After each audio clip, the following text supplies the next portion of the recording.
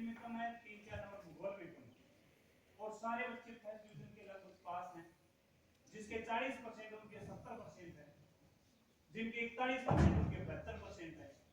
जो other school में 10वीं में फेल आया था, अपने 2 साल के बाद पास कराया था, उस बच्चे के 65% नंबर है।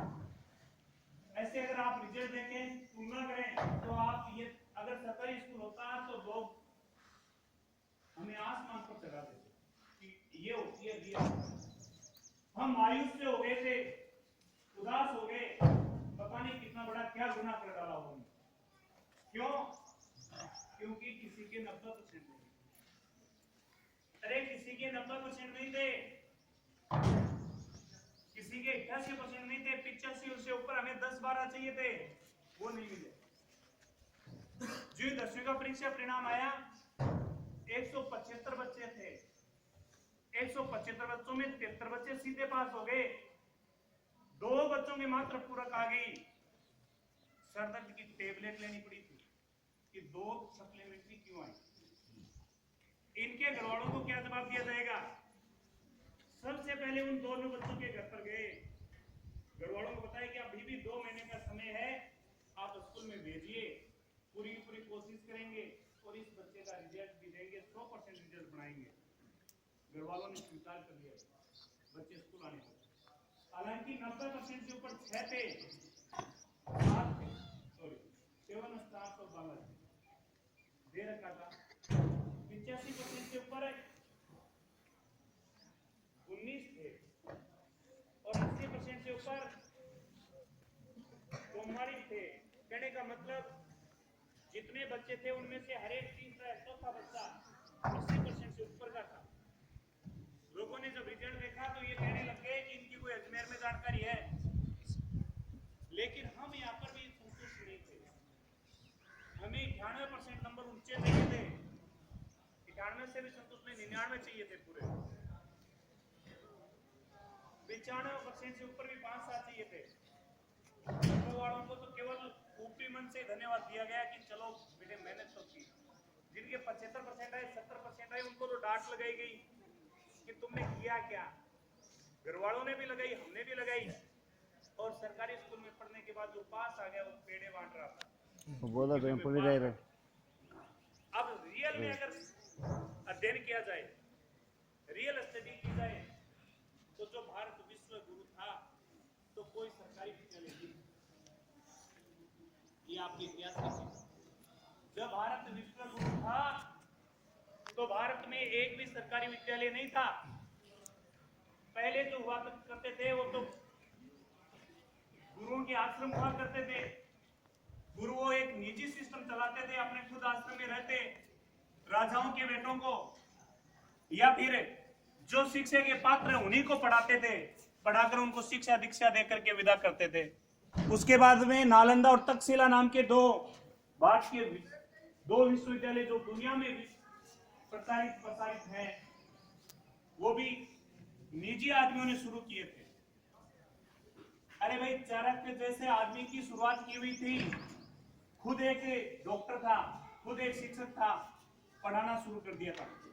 विश्व भारती विश्वविद्यालय के बारे में आपने सुना होगा, गुरुदेव रविंद्रनाथ टैगोर ने स्थापना की थी, अपना निजी विद्यालय बनाया था, तब जाके भारत विश्व गुरु बना था। उसके बाद अंग्रेज आ गए, अंग्रेजों ने एक सिस्टम बना दिया कि भाई भारत में फ्री का बड़ा आनंद आता है, भारत के लोग, इनको कोई फ्री का एक ऐसा सिस्टम तैयार करके दे दीजिए जिनसे इनकी नीचे की पीढ़ियां हैं वो जब ज्ञान नहीं ले पाएंगी, इनकी जड़ काट दीजिए, उसके बाद देखते हैं कि इस विश्व गुरु का क्या हाल होता है। मेकाले को ये काम सौंपा गया कि भाई इस काम को तू ही पूरा कर सकता है। मेकाले ने पहली बार सरकारी विद्यालयों की स्थापना की, किताबें बनाई गई और बच्चों को किताबें दे दी कि ये किताबें हैं, इन किताबों से आपको पढ़ना है, और हर एक बच्चा जा सकता है पढ़ाई के लिए, उसकी कोई फीस नहीं लगेगी, फीस सरकार वहन करेगी। उन विद्यालयों में पढ़ाया गया और वो विद्यालय सरकारी विद्यालय कहलाए, अंग्रेजों के समय से बने हुए थे और अंग्रेजों के ढांचे से चल रहे थे पूरे के पूरे।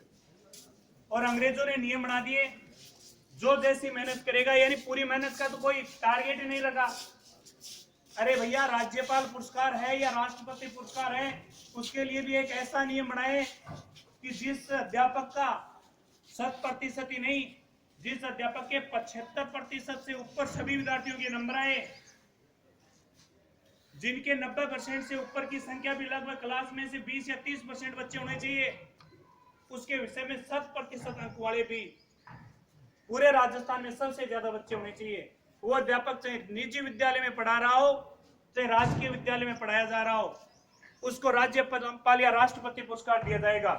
मैं कहता हूं 12 महीने के अंदर अंदर शिक्षा का ऐसा ढांचा बदला जा सकता है जिसकी आप कल्पना नहीं कर सकते।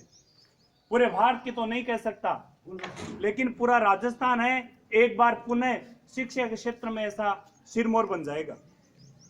आपको पता होगा, एक मिनट सुनते रहिए, थोड़ा सा आपको परिचय कराऊं कि आपके शिक्षक को कोई नहीं जानता था।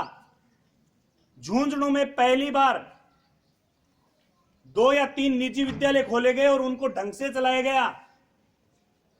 पूरा राजस्थान शिक्षा नगरी के रूप में झुंझुनू को जानने लग गया। झुंझुनू के बाद एक कदम कोटा ने उठाया। कोटा में एलन, रेजोनेंस और भी बहुत सारे निजी क्षेत्र के कोचिंग स्टार्ट किए गए और कोटा को लोग शिक्षा नगरी के रूप में जानने लग गए। फिर कोटा की देखा देखी करते हुए सीकर ने भी ऐसा ही कदम उठाया। आज लोग सीकर को शिक्षा नगरी के रूप में जानते हैं। भले ही जयपुर राजस्थान की राजधानी हो, लेकिन राजस्थान की शिक्षा राजधानी के रूप में कोई अगर जिला है तो सीकर जिला आता है। आईएएस के एग्जाम हो, सीकर के सर्वाधिकारी, आईपीएस हो सर्वाधिकारी, आरएएस हो सर्वाधिकारी, आईआईटी का रिजल्ट आए सर्वाधिकारी होते हैं, नीट का रिजल्ट आए सर्वाधिकारी होते हैं, एसएससी का आए, वायुसेना नेवी का रिजल्ट आए सर्वाधिकारी होते हैं। कारण क्या?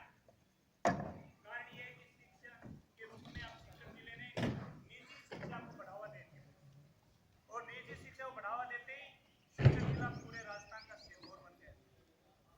अब मेरे को एक उदाहरण दे दीजिए, एक उदाहरण दे दीजिए कि निजी विद्यालयों में ऐसा वहां पर स्थापना हुई और वो शिक्षा का सिरमौर बना। ये झूठा जो प्रचार प्रसार किया जा रहा है, शिक्षा मंत्री बोलते हैं कि हमने ये कर दिया वो कर दिया। स्कूलों में जब 20 बच्चे बढ़ जाते हैं, चिल्ला चिल्ला के शोर मचा देते हैं कि अब की बार खत्म हो गया, हमारी ये हो गई वो गई।